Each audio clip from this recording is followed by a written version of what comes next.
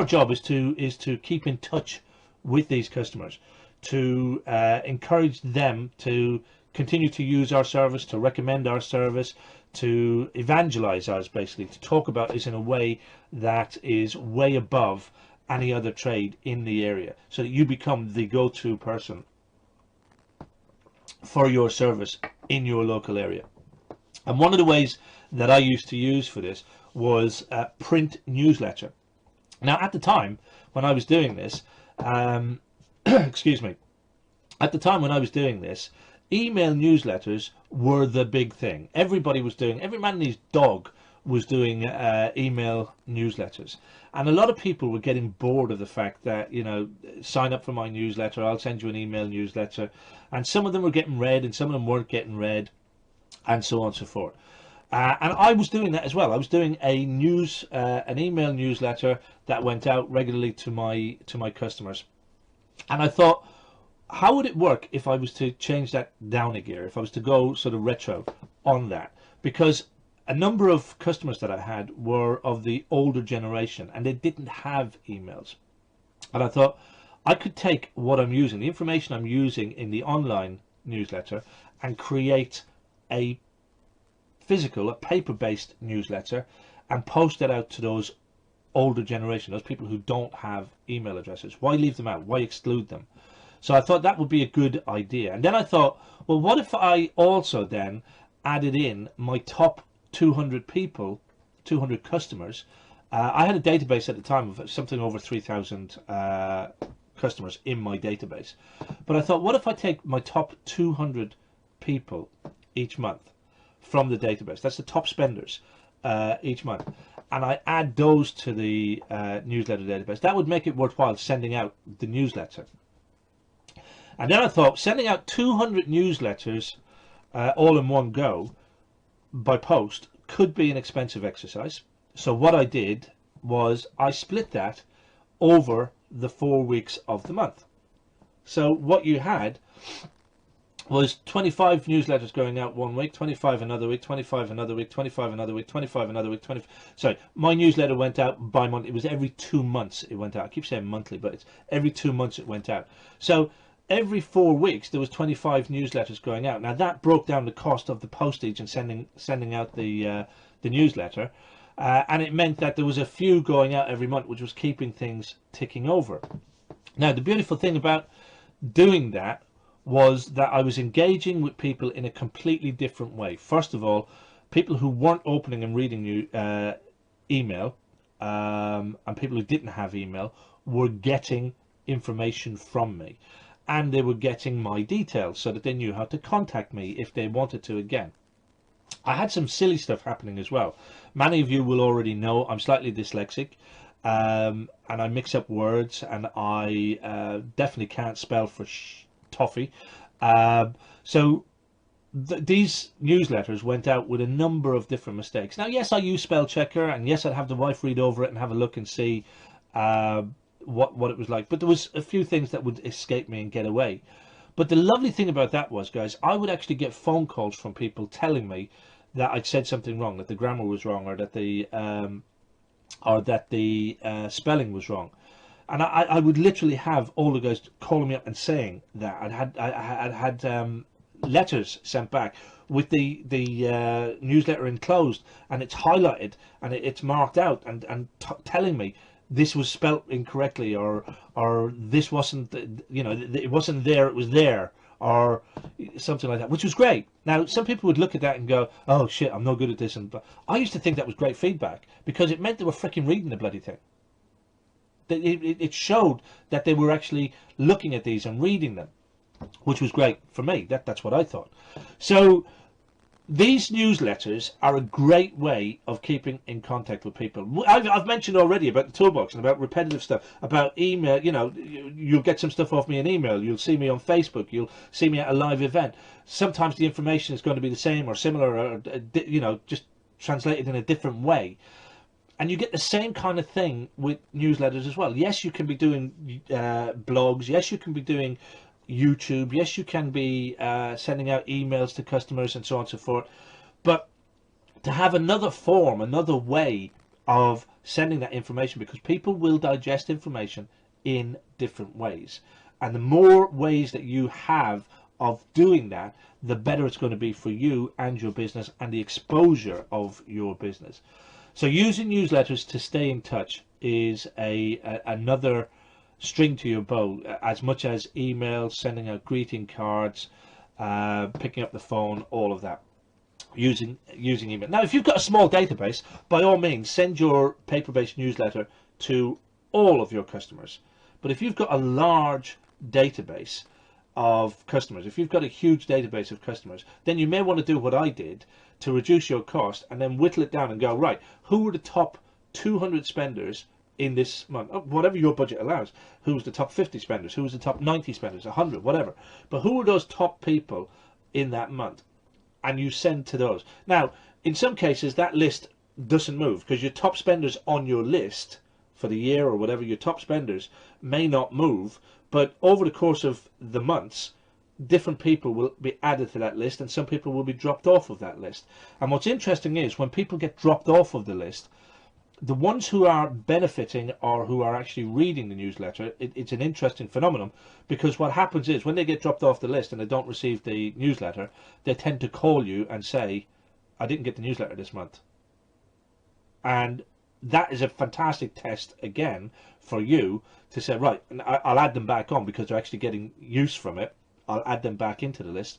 But what's interesting is it shows you then who's reading and who's not reading the newsletter. You know, one of the best things you can do is send out a newsletter for 2 or 3 months and then don't send it. You know, do 2 or 3 months of sending a newsletter and then just don't send it, and see who contacts you. And those people who contact you and say, oh, didn't get the newsletter this month, they're the ones that are they're definitely your ideal customer. They're definitely the ones that you want to be nurturing and paying attention to. Okay, so use for staying in touch with customers, existing customers. Don't send them out to raw to non-customers. Use it for staying in touch with customers that exist, that you've already done some work for. Great for keeping in touch. Fantastic for positioning you. The very same, you know, you get the same sort of kudos from this as you would from writing a blog or from appearing on a YouTube video. Again, you know, as human beings, we have a mindset, and that mindset is, if you see somebody on telly, they must know what they're talking about. If somebody's written a book, they must know what they're talking about. If somebody appears in a newspaper, they must know what they're talking about. It's this black and white ink thing. And that's the very same thing with a newsletter. It's a slightly lesser degree, but the very same thing with a newsletter. If you're publishing a newsletter, if you're sending something out on a regular basis, you are seen to be an expert in the topic that you are talking about and discussing. So it's really good for your positioning. It helps you to get recognized in your local area as the go-to electrician. How many other electricians in your area are sending out newsletters to their customers? I would wager none, unless they're in the toolbox. And a really good way of creating and making offers as well, because you can make an offer and your whole newsletter can become your voucher.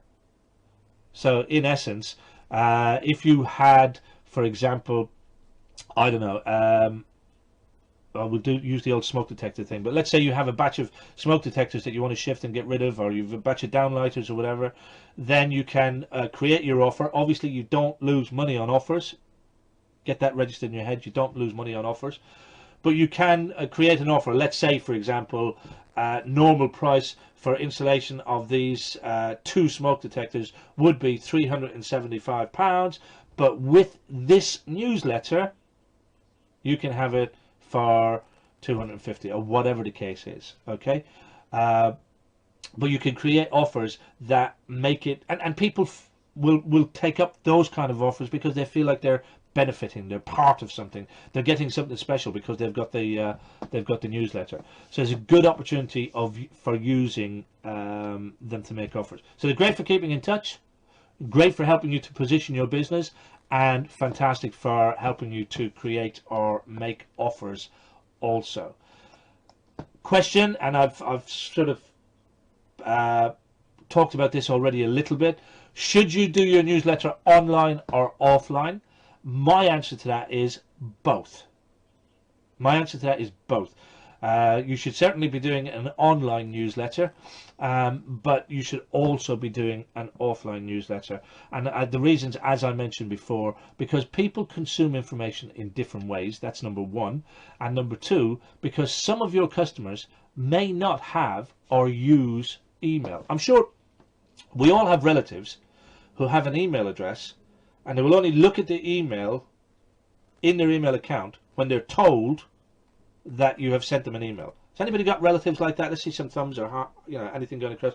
You got some of those older generation who will have an email address, but they don't look at it. They don't go into it. And you send them an email or something, and then you're talking to them on the phone weeks later, and you say, "Oh, I sent you that email, the wedding invitation or whatever it was. I sent you that by email."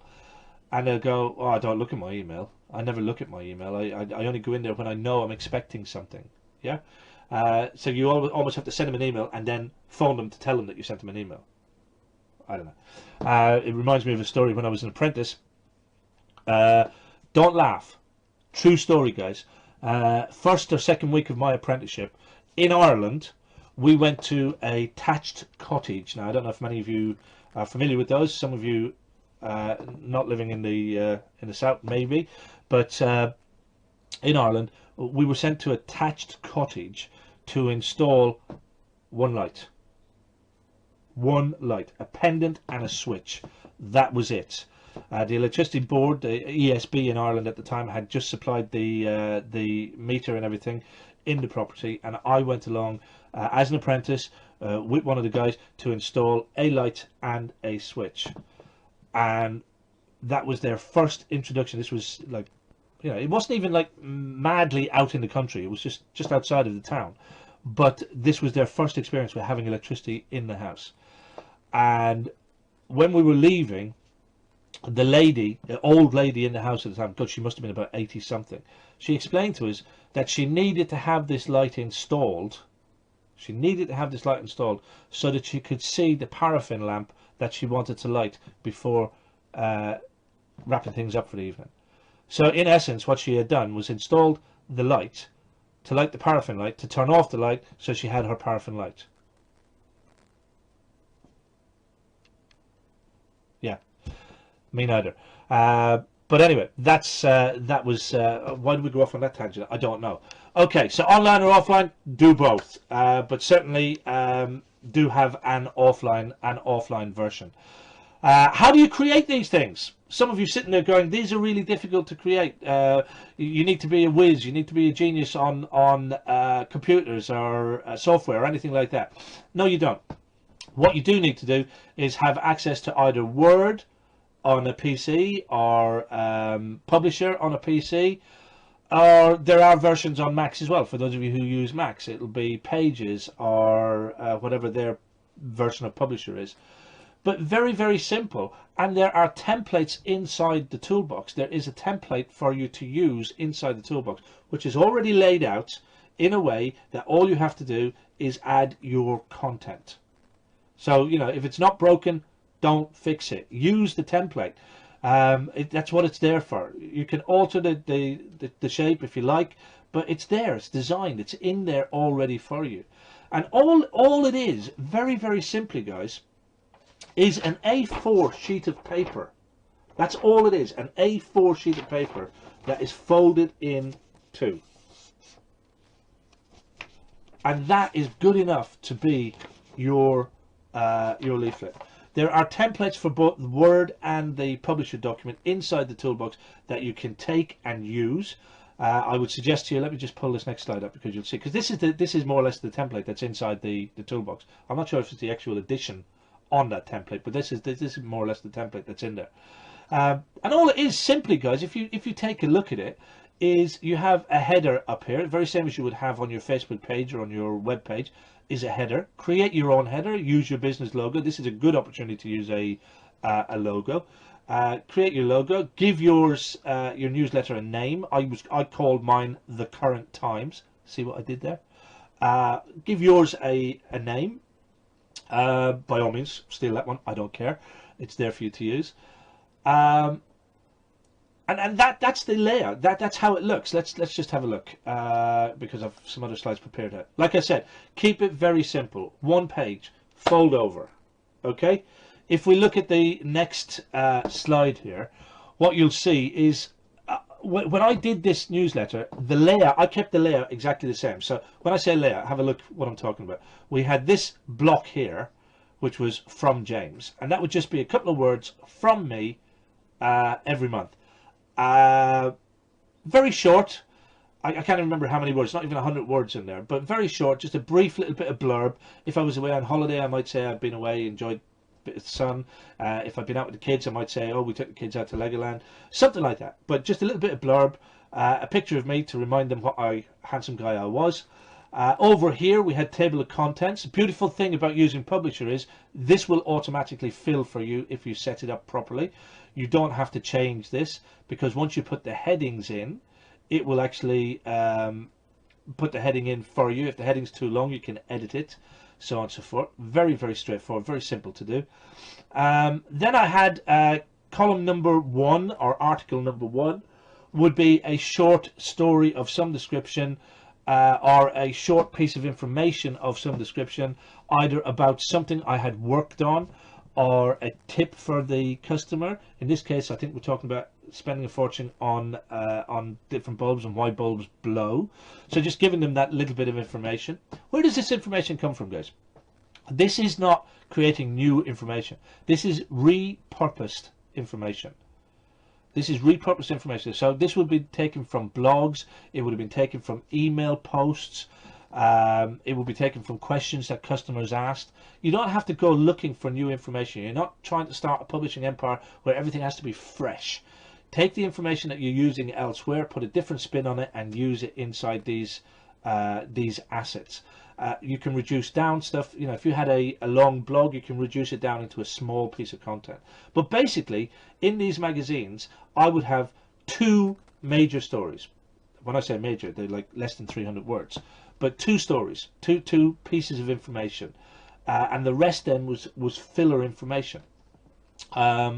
So on the front cover, let's have a look. On the front cover, we have the spending on bulbs. So article number 1. I keep saying story. Article number 1.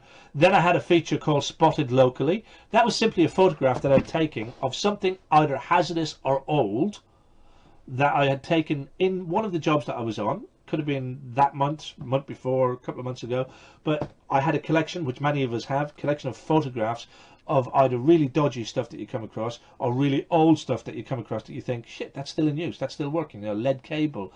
I've come across shoe polish tins being used as junction boxes. Loads of different photographs and different things that might be of interest, or maybe just a warning to somebody. So we did these. That was my feature called Spotted Locally. So I stick a photograph in there, a little bit of blurb about that.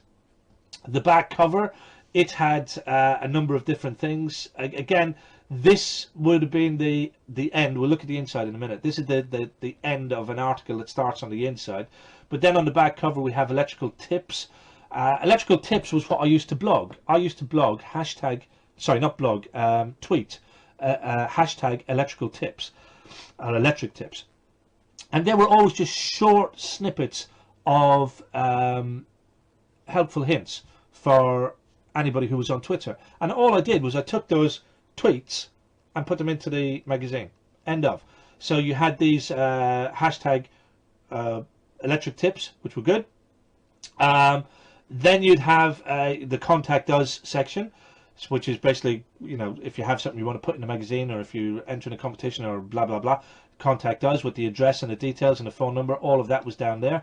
And then this little block here, so that's the back cover, and that's the back cover. So that folds over. So you have front cover, folds over, back cover. Simple. And then this section down here that's going to highlight next, the address block. Again, the address block will auto-fill if you set it up properly, either on Word or on Publisher. All you do is set up that block as a mail merge with your Excel, and you keep all of your customers' addresses, whether you've got them in GI Online or wherever you keep your customer addresses, you can transport them into a CSV file. Very easy. It's not technical. You just download it. Certainly you can do it on GI Online. Certainly you can do it on ServiceMate. You download it as a CSV file, and then you merge that with this before you go to print. And what it does is it literally, as it prints off the newsletter, it adds in the addresses. So you're not typing in individual addresses. You're literally merging the addresses. So as it prints, the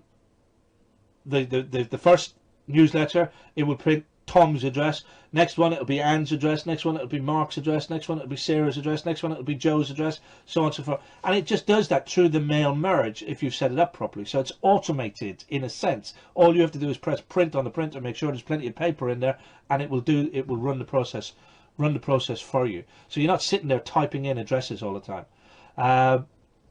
And then the beautiful thing about that, guys, is it then very neatly, because it's A4 folded, it then very neatly sits into a C5 envelope. And the C5 envelope, the address block comes up right in the address window. Stick a stamp on the envelope, and off it goes into the post. Very, very, very simple. Very, very, very straightforward. Let's have a look at the magazine on the inside and see what it looks like. So here we go again, front cover. So you got the first article starts there with the spending a fortune on bulbs. If we move to the inside, that article continues on the on the inside. We have another question section, or another photograph section. In some editions, we ran a competition. We would have a competition in there, and when they won the competition, they would win either a bottle of wine or some cinema tickets. I don't think I have it in this version, but they would get a bottle of wine or a set of cinema tickets. Now, as I said, mine went out over a 2-month period, so that was one winner every 2 months. What you can do then is deliver the bottle of wine, deliver those tickets to the cinema. I'll explain the cinema tickets in a minute. Deliver the wine or the cinema tickets, and they get a photograph of them taking the prize. You can put the photograph in. You could have that inside your magazine as a feature as well. So when I say cinema tickets, we have near us here, we have Blue Water. And I can't remember what they call it now, but you got the posh seats in Blue Water where you pay a little bit extra, but you get like proper armchair seats, and you get tea and coffee, and you get somebody comes in and takes your orders if you want to get booze or anything like that as well. Now, at the time, I think we paid, I'm sure it's more now, but I think at the time we paid something like 25 quid per ticket for those. So that would be 50 quid for a pair of tickets. But 50 quid, well spent for something like this. If you ran a competition, whether it's a crossword, a word search, anything at all that's going to get your customers engaged, and you know it's going to get them engaged, then to have a prize, bottle of wine, nice cheap price to do a bottle of wine, but do a decent bottle of wine, or a pair of cinema tickets, or whatever else you can come up with. You could do something that's related to the trade. I decided not to, because I was trying to make it look like I wasn't selling. I wasn't trying to push the business, because you can do the USB socket or the the free EICR, all of that. You can do that, and you can use the magazine to do that. I was trying to keep away from that. For my purposes, was I didn't want it to appear. I wanted this to appear to be a nice little bit of customer service material, rather than trying to sell you something. And that's why we went the bottle of wine and the cinema ticket route. And 1 week, one month we'd do a bottle of wine. A couple of months later, cinema tickets. A couple of months later, bottle of wine, and we changed it up like that. So, the next section, then you got your questions answered. What questions were your customers asking over the course of the month? What questions did people ask you? And translate that into English, into layman speak, not into tradesman speak, and do a section on that. There was another section we did. I think it's on the back cover. No, I've gone the wrong way. It's not in this art. It's not in this one. But we did a Electrician Speak, where we did a section that was describing what the words were. If you heard an electrician use RCD, what did that word mean?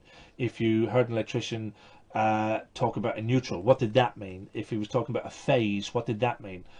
So we basically took the jargon. It was a jargon buster type thing. We took the jargon and turned it into English for the readers of the newsletter.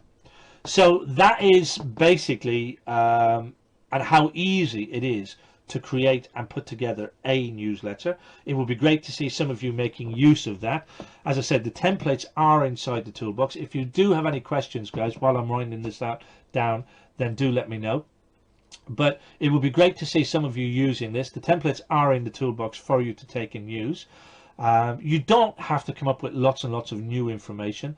There's loads of information out there that you can take and you can repurpose, whether it's from your Facebook post that you've been doing, whether it's the blogs that you've been doing, whether it's taking some videos and transcribing those videos and creating articles for that.